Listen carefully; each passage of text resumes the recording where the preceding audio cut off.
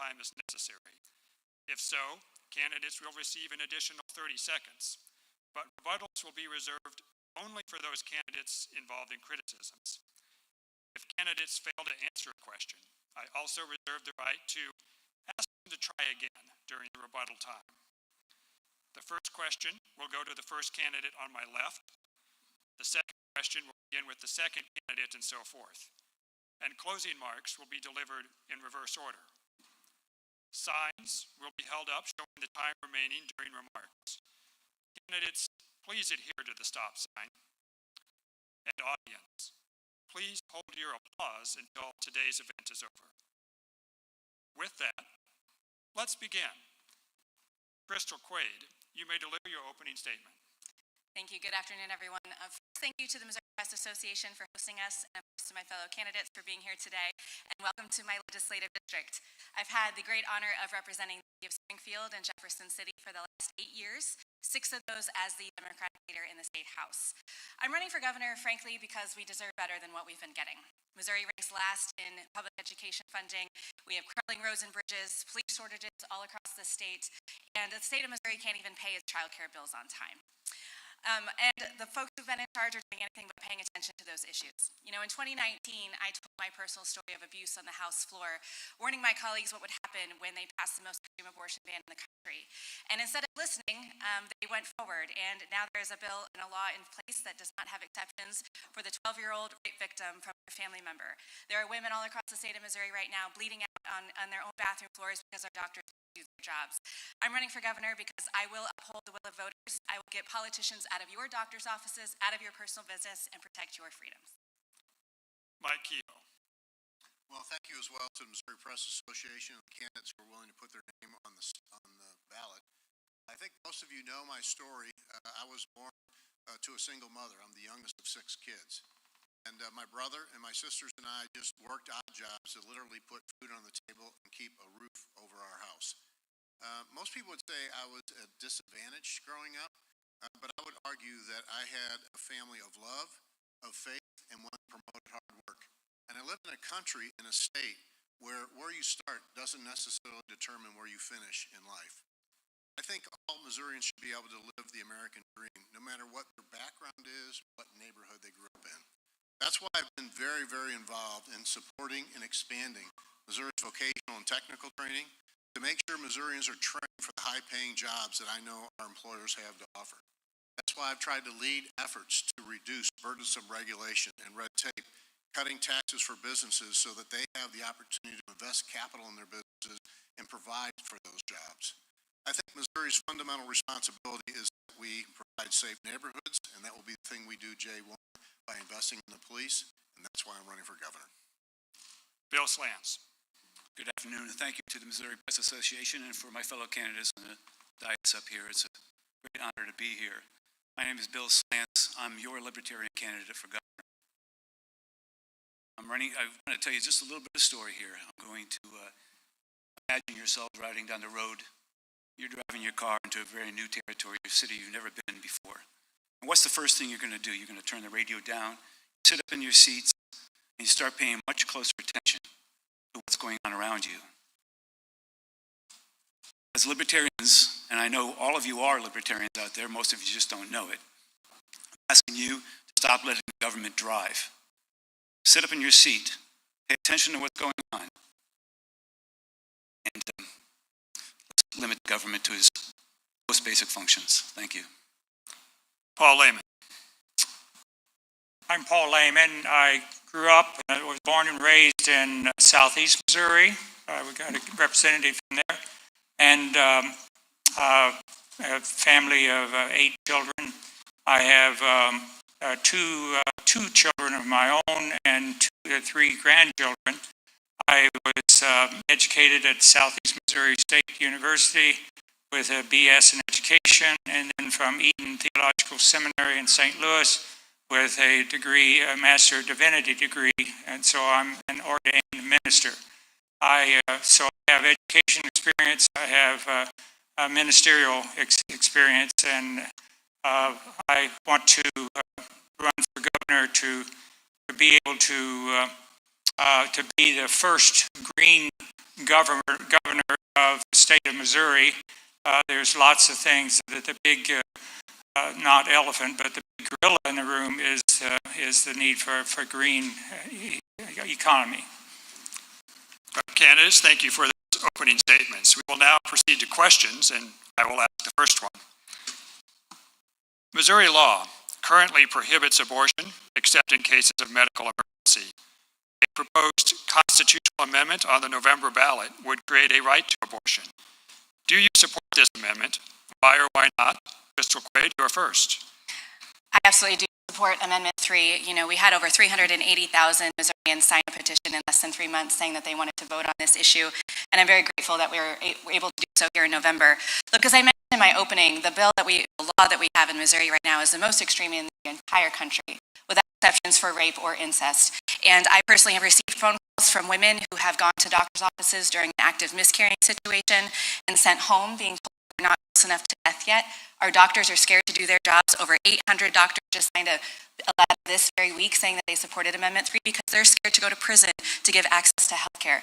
While my opponent most recently said that he is willing to sacrifice his own campaign to make sure Amendment 3 goes down, I will be a governor who will listen to the will of voters and get politicians out of your doctor's offices. Mike Kehoe. Amendment 3, I think, could be one of the most harmful constitutional amendments I've ever seen on the ballot. I will do all I can to see that Amendment 3 is defeated. My wife and I are the mother and father of 4 kids, and I recently found out in the last couple of weeks we're about to be a grandparent. I think that Missourians and elected officials' number one priority is protecting innocent life, the life of who can't speak for themselves. And I have had that conversation about exceptions, and I understand that there's some people that think that we need to work on that. But this law goes way too far. It's very extreme. I think there's a lot of problems in this wording of the ballot where it doesn't provide protections, appropriate protections to women, especially in the case of liability if there's a medical emergency. I just believe this law has gone too far. I would love to support other ways for families to grow, including adoption, measures that we can do with our state, support pregnancy resource centers across our state to truly give women's health the proper role it needs and take care of our ladies across the state. Bill Slants. I'm personally opposed to abortion quite dramatically. However, this is not a government decision. This is not something that should be decided by ingesity over a mass, one size fits all for everybody. It's unique to each and everybody, each individual out there has a unique individual decision to make. Abortion, like end-of-life decisions, should be done with a counsel of your most trusted person, your doctor, yourself, and your being. There's a very personal decision the government should stay out of it. And having said that, there should be no government funding for abortions at all, period. Paul Lehman. I support the Amendment 3. The Green Party has been supportive of women's rights since day one, or since Roe v. Wade, and championed that openly. And only recently have other parties stepped up to endorse that. My position on that is that people don't know what the trauma that women undergo, those who try to make that decision about whether or not to have abortion. And so we should remember that as government, that we have no business, as Bill said here, in the medical lives of individuals and viability. So I strongly endorse that measure so that we can have some kind of order and some kind of justice for women who are facing these very difficult decisions. Thank you. Our next question will come from Alvin, and it will go first to Mike Kehoe. Alvin? One of our November ballot measures would raise Missouri's minimum wage from its current amount of $12.30 an hour to $13.75 an hour next year and $15 an hour in 2026, with annual inflationary adjustments the following years. It also would require paid sick leave. Do you support this ballot measure? Why or why not? Mike Kehoe. As a Missouri businessman and somebody who's created hundreds of jobs over the 35-year period I've been in business, I would not be able to support the minimum wage petition. I believe that government should not be setting wages for people. I think the economy and business should. And when we change minimum wage standards, we actually affect those that we're trying to help the most. Minimum wages will cause prices to rise, the most basic of products. It also leaves a void for the youngest of people who want to start at an entry-level job. You take those jobs away from them, so you kind of create this false economy where kids don't have a job, and the products that the people who are buying, who can't afford it the most, wages are going up on. We need to make sure that we let businesses set the wage. That's the appropriate place for that to happen, and that's what I think works best. Letting government involved in this does not work. The economy can set the prices. Ms. Lance. Well, I agree with most of that. I oppose the minimum wage, absolutely. There should be no minimum wage in the state of Missouri. Entry-level jobs are not meant to be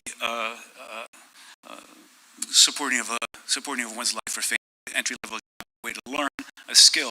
It's a way to learn, find your way into the workplace. Minimum wage, believe it or not, was actually invented to oppress those who were not qualified to, not in the unions or not, the tradespeople. They wanted to keep lower wage earners out of the workforce. So this is a completely upside down, backwards way of looking at things. I strongly oppose minimum wage of any kind. Paul Lehman. I support the minimum wage amendment. In fact, the Green Party puts forth a $25 minimum wage goal, and that this is just partly on the way in a state that we live in. People need to be compensated for what they do. It's hard work for the low-income people, working poor, and then we want to suppress them even more by not allowing them a decent minimum floor for their wages. So I strongly support this, and hope that we can use this as a platform for doing even more to support the poor in our economy. This goes across the board. It goes into the agricultural world as well, and where we need to upgrade do a kind of a complete overhaul of our agricultural system. Crystal Quaid. I do, and this is yet another example where the status quo Jefferson City is not listening to Missouri citizens and what their needs are. We've heard on this stage that minimum wage jobs are entry-level jobs and just for kids. The reality is we have so many parents and so many people who are working minimum wage jobs, multiple minimum wage jobs to get by because they can't actually find good quality, high-paying jobs in the state of Missouri. I absolutely support this amendment, but one of the things that I want to elevate for this is the earned sick leave.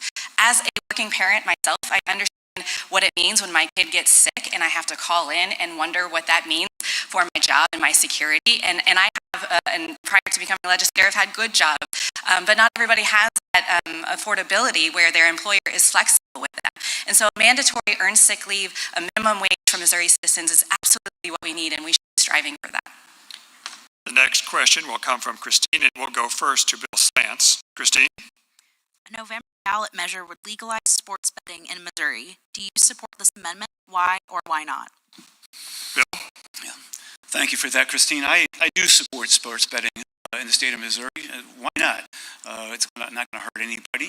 What I oppose is putting all these regulations in sports betting, which only help the big guys, only help the large casinos, or only help the major entities. And it doesn't let the mom and pop shops go in there. So if you're going to legalize sports betting and you're only going to allow those major casinos to do sports betting, you're still going to have you're going to have your bookies out there still doing it for people who don't want to gamble at Caesar's Palace. I'm greatly offended that you sugarcoat the whole sports betting with proceeds going to education. I think that's a nonsense idea. It's a way of getting a bad tasting pill down your throat. But sports betting certainly should be legalized, no doubt. Paul Lehman. I oppose that proposal. And when I grew up, it was common knowledge that betting of any kind or gambling of any kind was a sin. And the fundamentalist churches listed that as one of their many sins. And now we've come to a point where we want to endorse that type of activity by the state, by the government. And so it goes against basically the will of the people in the past. And also the use of those funds for education that is totally erroneous and deceptive, because that money would go into the education fund, and as we know what the legislature will do, they'll say, oh, we've got all this money, so we don't need to budget any. And so the promise that will improve education or increase it is a farce and not true. Crystal Quaid. Yeah, I do support this initiative or this measure, and this is one, again, that I wish the legislature had been able to actually get this done appropriately. I don't love everything and all of the wording in this, but we've seen for years that the status quo in Jefferson City are in gridlock and fighting with each other instead of actually moving legislation through.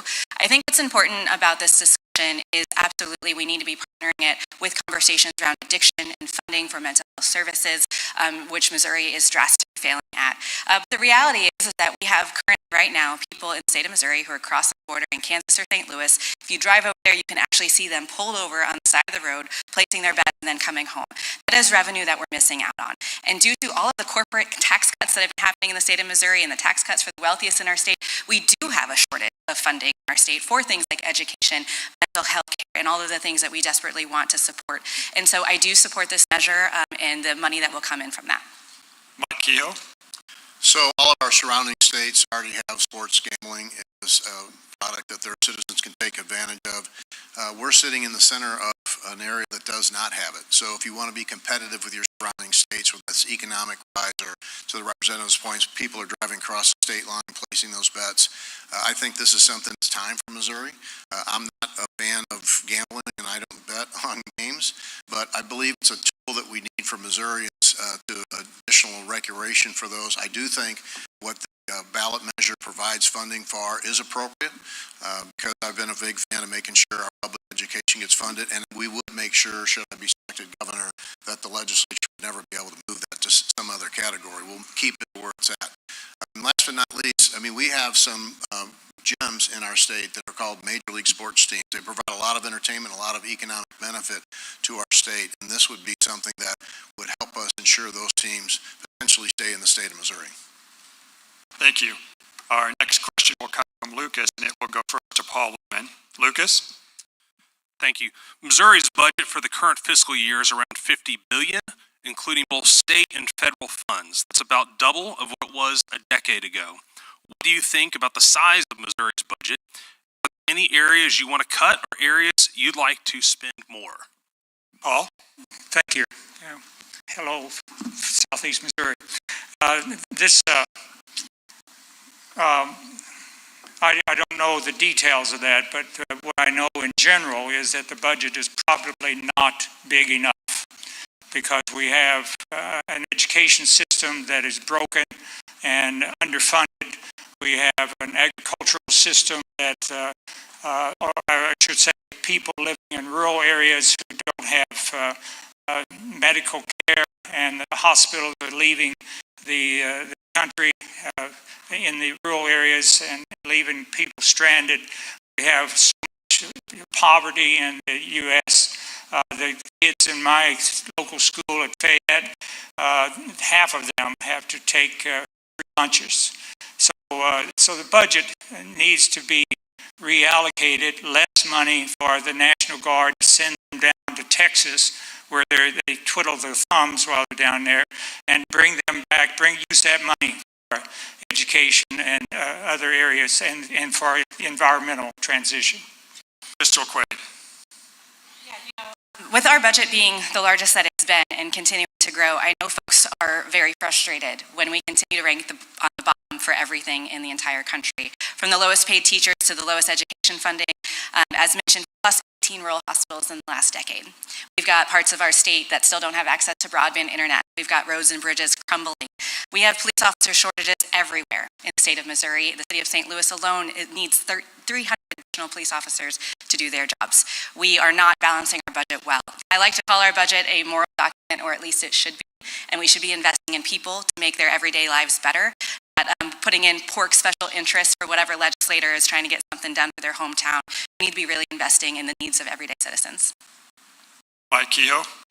Well, I've been proud to be a part of the budget process, and it has been growing. It's grown too much. But we're going to see some tougher times on the horizon ahead, and I know for a fact that we're going to want somebody in the governor's office who understands what budgets are about and what hard decisions are about. We need to make sure we continue to fund, and we have continued to fund our essential services and public safety and education. But as we go forward, we're going to have to make sure that we have somebody who's ready to make a decision on how the budget gets crafted as we move forward. The budget has grown most of all from the last couple of years through federal resources that came after the COVID crisis.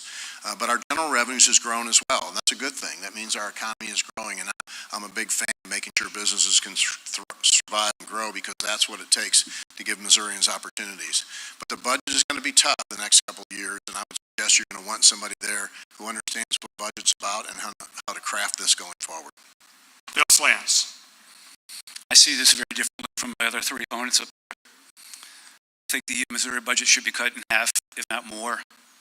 I would first end personal property tax. Also, let's end the income tax, state income tax in Missouri. You cut the 50% of the budget if you stop taxpayer-funded education. Taxpayer-funded education isn't working. You can throw more money at it all you want, it still isn't going to work. Local education is the way to manage this. Manage it with your local communities. Taxpayer-funded social services should be completely eliminated. This is also something that should be managed at the local level. Statewide, people in Jefferson City have no idea what's going on in General that way.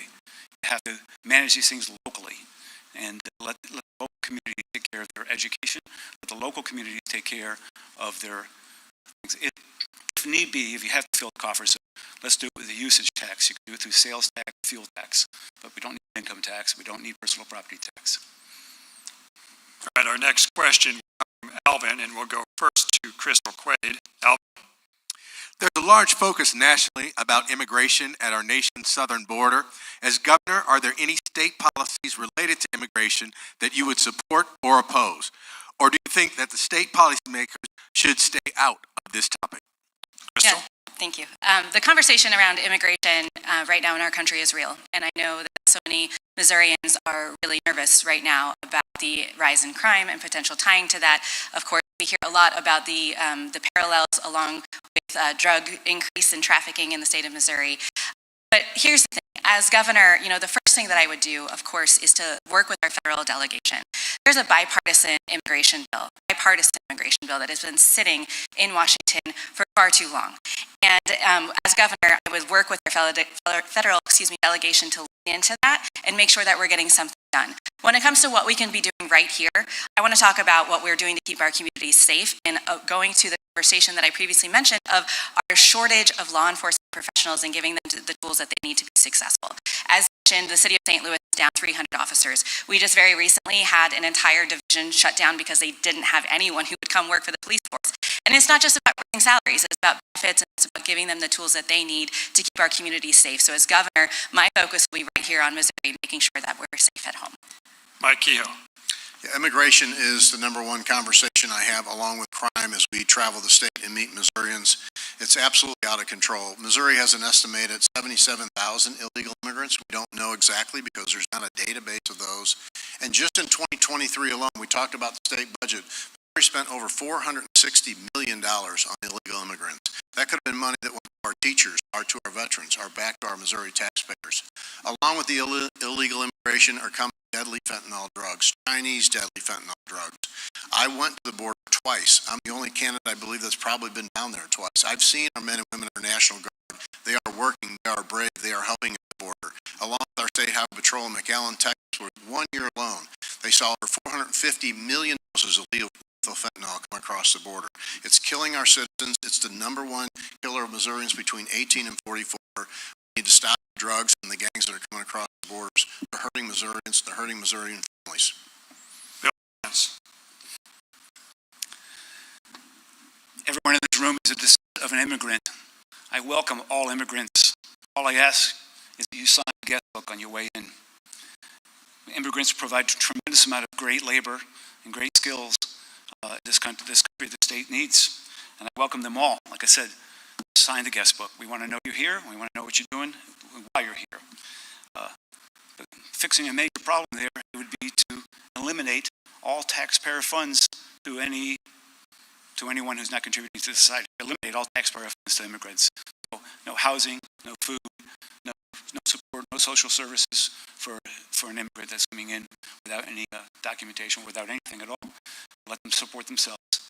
And, welcome all. Thank you. Paul Lehman. There are the immigrants, contrary to their being an expense on the government, they are an asset. I just read an article that says that the immigrants produce $6.8 million of income for the state, and that they pay taxes also, whether documented or undocumented. Their employer is paying the taxes, but it's through them. And so what the problem at the border is the bottleneck of processing. We need to, our Green Party candidate Jill Stein would upgrade that to the processing process, and in Missouri we would also implement programs to integrate the immigrants who are already here, and to try to teach them English, to help them with their social programs, and bring them out of the shadow and make them a full partner in our great economy. All right, the next question from Christine, and go first to Mike Kehoe. Christine. Missouri currently uses tax credits as an incentive for a lot of things, for specific businesses to expand, to renovate historic buildings, to develop affordable housing, or to encourage donations to food pantries. These tax credits collectively subtracted $669 million from Missouri's treasury in 2023. Do you believe changes are needed to Missouri's tax credit structure? If so, what would you change? Mike Kehoe. Well, thank you for the question. Tax credits are something that absolutely need to be looked at to make sure they're giving a good return on investment to Missourians. We have several tax credit programs that don't do that. However, we have some that really do that well. And that's something that, as a business person looks at any kind of program that they have within their business, you have to make sure it's something, again, that's working for Missouri citizens, and it's something that we couldn't do without. For instance, our Housing Development Corporation, back when Ronald Reagan was president, he said the federal government cannot build housing, which they can't, and so they turned it over to private-public development where we can use tax credits to build affordable housing across our communities. We worked very hard to get that program more accountable in the last several years, raising the responsibility for the developer and ensuring Missourians get a good return on their investment. But there are other tax credit programs, quite frankly, that need to be looked at and revamped, and I would love to be able to do that and try to get that all in front of people so we make sure the right ones are going out to the right people. Bill Slants. My father always says less is more. I've already told you I'd like to eliminate the income tax of the state, and I would like to end tax credits. That's all I have. Paul Lehman. I think tax credits are good. They're important to help people with their, struggling to make ends meet, to make the dollar go farther. However, often these are extended to the working poor who don't even pay taxes. So there's no incentive or no benefit to those people. So what needs to happen is a fundamental shift and change in the way we do business in our state, and so that we can support the working poor and lift up the middle class as well. Crystal Quaid. I do support those tax credits. We're sitting in a very district that utilizes historic tax credits all the time. As somebody who's served on the budget committee in our state legislature, I will say I would like to see some more oversight, as mentioned, to make sure that the return on investment tax credits that we're currently allowing to happen are actually good investments that are benefiting our state. But I want to have an even bigger conversation around tax credits and who they're actually helping and how we can expand on tax credits for everyday Missourians. One of the things that I hear the most about from folks is the problem with finding affordable and accessible childcare. And then I also hear at the same time the enormous expense that our families are taking on for elder care. One tax credit that I would like to support, and I've had this discussion in Jefferson City and filed legislation, is tax credits for early childhood education and tax credits for elder care. So many of our families are stuck in the middle where they've got a kiddo in daycare and then they're also taking care of their aging parents. And as a state, when we're talking about tax credits, again, we need to be putting everyday working class Missourians at the forefront of these discussions. Thank you. The next question will come from Lucas and go first to Bill Slants. Lucas. While we're on the tax discussion, Missouri's individual income tax rate is set to decline to 4.7% in January, marking the fourth straight year of tax cuts. Do you support further tax cuts to Missouri's income tax rates or other taxes such as sales or property taxes? If so, do you have a plan to offset a portion of the lost tax revenues? Bill Slants. Well, we've heard my answer to this question already, but 4.7 is a good number to start with. But bring it down to 0, much better number. My plan, if you need to fill the coffers with some kind of money, would be on use tax. You would do that through sales tax or fuel tax. But by eliminating 50% of the Missouri budget, this amount of increase in sales and use tax would be very small, a small portion of that increase. What this does is it actually puts the services that Missouri is providing, puts that directly in that phase. So your fuel tax is going to pay the highways and help build the infrastructure. And sales tax will take care of the rest of the budget. So don't know if I answered your question, but that's how I try to manage that or try to get that through. Let's go from 4.7 down to 0. Paul Lehman. 4.7% doesn't sound like very much when you're making $100,000 or $1 million. People can live on very nicely on the income left after paying their taxes. We need to have a graduated income tax. I'm not familiar with the details, so that the wealthy in our state, and we have a lot of them, can pay more their fair share. In the biblical analogy, you have the 10 talents, the 5 talent, 2 talents, 1 talent parable. They often forget that the 10 talent person is paying back 10 talents, whereas the 1 talent is supposed to pay back 1. So the burden, there needs to be a shift in taxation.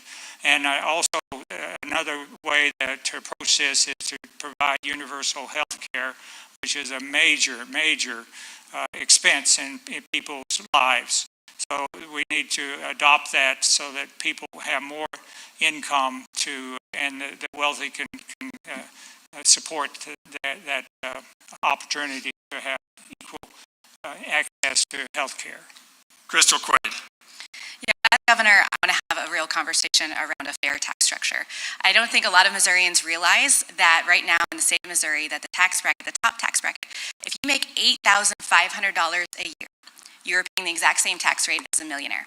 And so, yes, the time in Jefferson City that I've been there, we've seen a lot of tax cuts. We've seen income tax cuts. We've seen tax cuts for corporations and for the wealthiest in the state of Missouri. I want to have conversations around taxes that actually impact, again, everyday working class folks. Conversations around getting rid of things like the food tax. I know as a mom, when I go grocery shopping for my family, I see the increased cost of buying groceries every single day is a real thing that's impacting folks. I want to have conversations around taxes on feminine hygiene products or diapers. Again, things that are impacting everyday Missourians, and a real true evaluation of our tax structure in the state so that the wealthiest here are paying their fair share and that we're able to make up those differences by taxing things like private planes or other things that the wealthiest are getting by with in our state while the rest of us are struggling to get by. Mike, this is a conversation that we have constantly about what's the appropriate structure. I believe there should be zero income tax, but you have to do it responsibly. You have to get it to a point where you're not affecting essential services and education.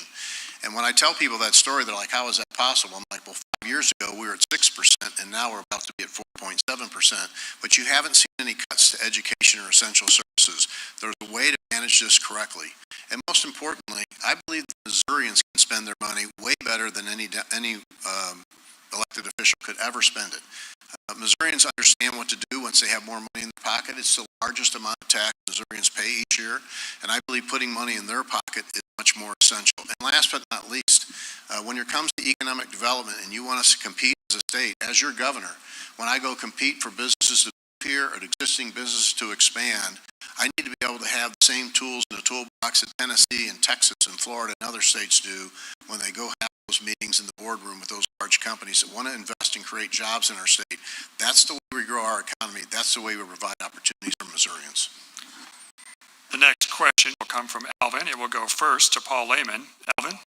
Missouri generally prohibits local governments from enacting their own firearms restrictions. Should the state give local governments greater authority to pass their own gun ordinances? Are there any state-level firearm laws that you would support, such as a red flag law, a 72-hour waiting period, or tax breaks to encourage the purchase of gun safes and trigger locks? Paul Lehman.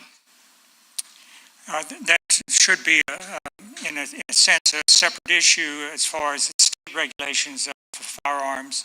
But on the local level, the problem that struck me is about local control. We've gone the wrong way about taking away local control on various issues, like whether or not they want a polluting CAFO in their backyard. They're not allowed to do that, or to determine the budget for policing in Kansas City. That's another avenue, taking local control away from the local community. And as was said here just a minute ago, Missourians know how to take care of themselves, and they don't need the state to dictate to them what they can and can't do on a local level. And so I believe that there needs to be an increased effort to control firearms, to ban assault weapons would be a good start, and then do a great background check. Okay. Crystal. Yeah, I grew up in rural Southwest Missouri, and so I understand firsthand the need for firearms when you've got a copperhead coming after your chickens, right? Like, I understand that. But I also understand the real conversations that we need to be having in the state of Missouri. You know, I've talked with law enforcement officers all across the state and asked them, what is it that you need to be successful? And one of the things we hear the most about is access to firearms, particularly with youth. You know, just very recently, we had a school shooting at CVPA in St. Louis, where unfortunately people died. That family reached out to law enforcement officers multiple times for them to come out and meet with the family, because that person who had access was in a mental health crisis, and they wanted those guns to be taken away just temporarily, but they were able to keep that child safe and get them the help that they needed. Law enforcement could not actively go in and do their jobs, and because of that, we had people die. When we talk about the conversation on local control, of course, what's going on in Webster County, where I grew up, is different than what's going on in inner city St. Louis. And I do support the conversation around letting communities decide what is best for them, working with their law enforcement officers, working with parents and their local municipalities to find out what really will be helpful. Mike Keogh. One of the most fundamental rights we have as citizens of this country is our Second Amendment rights. I grew up in a different environment in inner city St. Louis, and it was an environment that was multiple gangs were literally right outside the door of our house. None of those folks that were carrying weapons then or today went to the store to purchase them. So every time we put more restrictions on a citizen's Second Amendment rights, we actually hurt the citizens who are trying to do this law-abiding and legally. We need to make sure we understand that as we move forward, we don't infringe on those rights. We continue to work with existing laws and support our police to reduce crime, improve mental health, and make sure that we're doing the right thing to take the criminals off the street and not allow them to be there to acquire these weapons. Second Amendment rights will always be something that I am very strong to work on and to make sure we protect for all Missourians and all people across this country. Bill Stantz. I agree. The Second Amendment should not be infringed. I don't see where local gun laws are going to help at all. In local gun law, if you're traveling from county to county and that law happens to be different from one county to the next, going to happen to the gun holder that got a gun in his car? The community says yes, that community says no, and now you're driving across county lines, and it gets kind of messy. So I can't agree to any type of gun control that way. And Mike is absolutely right. Criminals do not buy guns from stores. Law-abiding citizens register their guns and let people know they're going to use them, which I don't even agree with there. I think if you want to buy a gun, go buy a gun, and I don't need to let anybody know I bought it. But I see no purpose for gun control at all. The next question comes from Christine. Goes first to Crystal Quaid. Christine? Virtually every governor in every state talks about the importance of good jobs for residents. How would you encourage economic development in Missouri? Are there particular sectors or types of jobs that you would emphasize? Crystal Quaid. Thank you. Yes, absolutely. Good jobs is one of the most important things the governor can do, is to set the stage and the plan for this. Look, the reality is that I think as a state we need to understand that not everybody needs a four-year degree, and not everybody wants to go to college. And so step one is making sure that we have good pathways to good paying jobs that provide good benefits, partnering with folks like our labor unions and our local community colleges and giving them the support that they need to train up talent that is accessible for our business owners. You know, when we talk to business owners, it's imperative that we ask them, what do you need in a trained workforce, and that we're working together to be able to provide that. But the other thing that's really important about bringing good jobs to the state of Missouri are things like infrastructure, things like access to internet, things like access to healthcare. As mentioned, you know, there are places in the state that don't have access to broadband right now. As mentioned, there are places in the state of Missouri where folks drive almost an hour to get to an emergency room. So when you're a small business owner trying to recruit somebody to come work for you in some of our rural parts of our state, and you tell them that we have underfunded education systems, you're not going to be able to get to a doctor within an hour in case you have an emergency. Oh, and you might not have internet for your teenager. They're not going to want to come to Missouri. Mike Kehoe. I'm proud to have a record of creating hundreds of jobs for Missourians across this state in my several businesses that I owned, with the help of a lot of people, by the way. So workforce development and making sure Missourians have an opportunity is essential to how the state continues to grow. You know, a little over 60% of Missourians do not attend a four-year college or university. We have some great colleges and universities, including right here in Springfield and across the state. But we also need to provide an opportunity for those men and ladies whose heart is in a different spot. So improving career and technical education opportunities across our state is vital to me. Working with labor, working with other organizations that have incredible training programs to put people on the job and get them in a nice, high-paying, skilled wage is very important to us. That's how we grow our state economy. Putting more money in Missourians' pockets always results in a good outcome. And I believe with my experience of actually creating jobs across the state, we'll be the jobs leader should I be elected. Bill Sands. I agree with Mike. California, New York, Connecticut, Massachusetts, companies are flying out of those states at a massive rate here because of high tax rates. You want to create good jobs here in the state of Missouri. The business income tax, get rid of the business tax period. Don't tax these businesses. Let those businesses use their proceeds to pay and train their employees. This is the best way to get good jobs in the state of Missouri. Get rid of any business tax you have there. You'll see the jobs come. Paul Lehman. Of course, we need good jobs, but we need to stop the slide away from that. So when people talk about creating jobs, they're usually talking about low-income, low-wage jobs that are paid sometimes minimum wage or a little above that, and not a living wage, which would be more like $25 an hour, and that's even low. So in the farming sector, which I had a special interest in, the farmers are leaving the land because they're not getting the money for their labor and proper labor. That's because of these industrial agricultural complex that's driving farmers off the land and preventing them from growing. We talk about regulations. Small businesses are over-regulated so that they can't function. And if we had the universal health care, that would be one thing that they wouldn't have to worry about in their efforts. Next question will come from Lucas and go first to Mike Kehoe. It seems there has been an increase in online threats made by juveniles against other students, schools, and in some cases, businesses. What, if anything, do you think should be done about this at the state level? Mike Keough? Well, thank you, Lucas, for the question. Just coincidentally, I had a long conversation about a sheriff with a sheriff from Cole County last night about this very issue. We really are struggling right now with juvenile officers across the state and making sure they're in the right position and we make sure we have access to them. Because should a young person go online and make some sort of threat, the local law enforcement can pick that person up, but they get turned over to the juvenile officer. I believe that we need to work with courts and with lawmakers to make sure we have penalties for juveniles that would assess threats, especially as threats against schools and other institutions that really create chaos within that institution, and then give juvenile officers the tools they need to deal with those juveniles once they're turned over to them. They do not have the right tools in the toolbox to do that right now. These threats are serious, and a lot of it has to come from supervision. A lot of it has to come from parenting skills and guardian skills that are making sure that these young folks understand that when you're doing this, you're affecting a lot of lives, and there are going to be real consequences to come with it. Bill Slants? Yeah, I'm saddened by the growth of online threats in this state and around the country.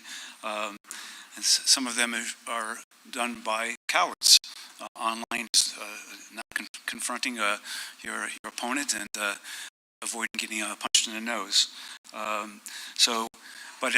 Mike touched on a good point. Supervision, when you're talking especially about juveniles, younger juveniles, and I know this is virtually impossible today, but supervision and discipline at the local level, at the parent level, at the clergy level is the best way to combat this. Convincing young people that this is just the wrong way to go about doing things. But it's going to happen, and it can't be avoided. Paul Lehman? I'm sorry, I was reeling from my last answer. What was the question? Yeah, it seems there's been an increase in online threats by juveniles against other students in schools, in some cases businesses. What, if anything, do you think should be done by this at the state level? I just heard a program that said that students learn more when they read from paper than they do by reading from a tablet, an online tablet.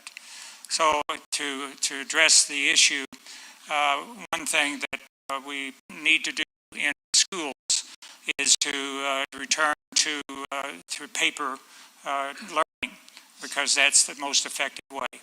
And also the state can do a lot to control the traffic on these conglomerate internet companies, and need to study that and find ways to control that abuse that's done online. Crystal Quaid? Yeah, actually on Monday, I was in St. Louis at an event, and I had a middle schooler come up to me and asked if she could ask me a question, and she started to cry. She said, "I'm scared to go to school." And then that very next day in St. Louis, up in Ladue, the high school had to shut down because of a threat. And I know right here at home, we had 2 in Nixon yesterday at elementary schools. This is a real problem, and we need to be listening to our young people about how absolutely terrified they are right now. When it comes to solutions in this, yes, absolutely. We need to have conversations around making sure there are enough law enforcement officers and juvenile officers, and that we're funding them. We've had the same folks in charge in Jefferson City for 20 years, but yet we're still underfunding and we can't find enough people to work in these spaces. That's a real problem. We also need to have conversations around mental health care. I'm a parent. I've had people in mental health crisis, and I tried to access care. I've been gone through weeks and weeks of loopholes trying to find someone, and actually told that I had to send my family member to California to get them the help that they need. We have a real crisis happening right now, not just in our state and in our country, and we need real leaders who are going to have honest conversations around what's going on. The next question comes from Alvin, and we'll go first to Bill Slants. Alvin? We're going to stay on school safety. Now, you mentioned your thoughts on banning any type of weapon, but if we are going to keep schools safe, what are your thoughts on how exactly we can keep safe in their schools? Bill Slants? Thank you. First and foremost, I'm serious when I say that taxpayer-funded education should end. should bring the local education or education to the local community. So we're going to put that on the local community to police their safety. If we had schoolhouses that were in the community and not in a rural area where we had to bus kids in on a daily basis, we had smaller schools with more focused teachers, I think, this issue of school safety would become a lot less invasive. So I'm all about educating the children.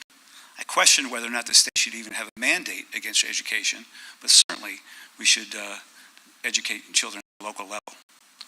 Paul Lehman. All the mass school shootings have been done with weapons that were registered. And so we need to do, as Chris was indicating, we need to address the mental health crisis our country is in, that we need to devote more money and more efforts to our mental health division of the state, and so that they can go into schools and counsel students. We need to bar the assault rifle, the weapon of choice, and do more diligence as we are doing about keeping kids safe in the school setting. So it's important that we focus on the big picture of why is the U.S. society so vicious in our gun activity, where it's compared to other countries all around the world. Crystal Quaid. Yeah, I had the great honor of serving on the Springfield Public School Task Force for many years, while here in our local community we were evaluating what school buildings needed improvements and what we could do from a local community level. And so by doing that, I've learned a lot about so many of our buildings across the state that match with this, that are very old. A lot of our kiddos are going to elementary schools that were built in the early 1900s. And we can do a lot from an investment standpoint in terms of infrastructure, looking at the vestibules and making sure that there is like a level of entry before somebody from the outside gets inside to the office. A lot of our schools locally in Springfield have moved to that. Things like bulletproof glass, et cetera, that we can do from a state level to invest in. But the reality is, again, we shouldn't be making our schools like prison for our kids to be in and stay safe in. So I want to have real conversations around investments with our local law enforcement officers to give them the tools that they need to be successful. And one of the things they continually talk to me about is the fact that kids have access to firearms, and there's literally nothing that they can do about it. And so from a state level, it's about making investments to keep our buildings safe, doing what we can there, but then also working with our law enforcement. Again, one of the fundamental problems with this issue is our young people have lost a respect for life, and I think that's starting at all levels in our society right now. That's the number one challenge, along with, has been mentioned here multiple times, the mental health issues that we face. I tell people all the time, it's the number one problem in our country that nobody wants to talk about. Families, including my own, have had struggles with mental health issues, and so making sure we have the appropriate professionals within the school to identify kids who need help, I think is very important. I also think investing in school resource officers, or SROs, making sure the school districts have those men and ladies available on campus, that they have the appropriate training along with the faculty on what to happen should one of these unfortunate events come forward. And I think we can use technology. We have an incredible advantage right now in this country of technology that can detect various things that come into schools and make sure we monitor them so we have an advance warning if something unfortunate were to happen. Right. We have time for one final question. Christine? The Missouri Chamber of Commerce has stated the state faces a child care crisis because of a shortage of affordable providers. Do you agree, and what, if anything, would you propose to do about this? Paul Lehman, you're first. We need to enable more people to engage in child care. I think a couple years ago there was further restrictions on what you could do to take care of children. That's one thing. We need to have universal health care so that monies can be used to provide child care and support the child care givers who need to do these things. And so it's broken. I mean, we have a broken system that needs to be corrected, and we need to value our child caregivers and pay them a decent salary. Crystal Wade. Yeah, when I first started running for office in 2015, and I would knock doors and I'd ask folks, what do you want from your state government? The number one thing I heard from folks was affordable childcare. And that's why one of the very first bills I filed when I got to Jefferson City had to do with affordable childcare. And I've been working on that issue ever since. Quite frankly, I'm really glad that folks in charge are starting to have this conversation, because I know people like my mom have been struggling with this for decades. When it comes to what we can do around childcare, the first thing that I want to say is the state of Missouri is drastically failing with this. I don't know if you all saw recently in the news the past few weeks, but the state of Missouri right now is not even paying its childcare providers bills on time. We have lost 53 childcare providers in the last year because the state of Missouri is not meeting its basic promises of what we are paying them for our subsidies and our foster kids. I've been meeting with childcare providers all across the state, having conversation, asking how much are you owed, hundreds of thousands of dollars. These people are taking out personal loans to be able to keep their business afloat, and we talk about supporting small businesses, and we can't meet these basic promises that we're doing. I want to have robust conversations around how we can increase not just access but affordability, but step one is making sure that the government is doing what it's promised and paying its bills on time to our child care providers. Mike Kehoe. The state is in a child care crisis, and this is a very personal issue to me. I can tell you as a young man, I watched my mother make a decision. Does she go to work and leave her child at home on a snow day? She can make enough money to buy groceries, or does she not go to work and not have enough money to buy groceries and stay home with her child? That's a decision no parent, especially no single mother, should ever have to face. The good news about the child care crisis, it's nonpartisan. This is not a Democrat or a Republican issue. This is a Missouri issue. We have $1.4 billion with a B of labor sitting at home annually in the state of Missouri because those working folks want to go to work and can't get child care. We need to make sure these facilities are safe, but we have to promote the ability for child care centers to open. We have to give options to businesses that want to build child care centers within their business, like they have here in Springfield at Cox South, like they have in Kansas City at Burns and McDonald Engineering. Those are the type of outside-the-box ideas we have to do to improve access to child care. And then I am in favor of the child care tax credit. I think that was a good move that we need to get through, and as governor, it will be a priority for me. Bill Slants. Child care is not should not be a state mandate. The state has no business in child care whatsoever. One of the or a reason why both parents are unable to stay home is because over the last 60 years, affordability of living at home has grown by 8 times. Used to be a single parent income could take care of a $20,000 house without an issue. Now a $400,000 house has to be paid for by both parents, which means the child has to be left alone. But the bottom line, child care should be taken care of at the local community again, and by the home of the parents or home of the grandparents in some people's cases. We'll now go to closing statements. Paul Lehman, you are first, and you may begin. Yes. I want to first start by saying that we can't cover everything today, but one of the looming clouds over the state of Missouri and over the nation and over the world is the opposition of the United States for a ceasefire in Gaza and in Palestine. And this war is beginning to spin out of control simply because we cannot force the Israelis to come to the table and do a ceasefire. So having said that, I want to pivot back to the U.S. What that does is that it affects the environment that we live in.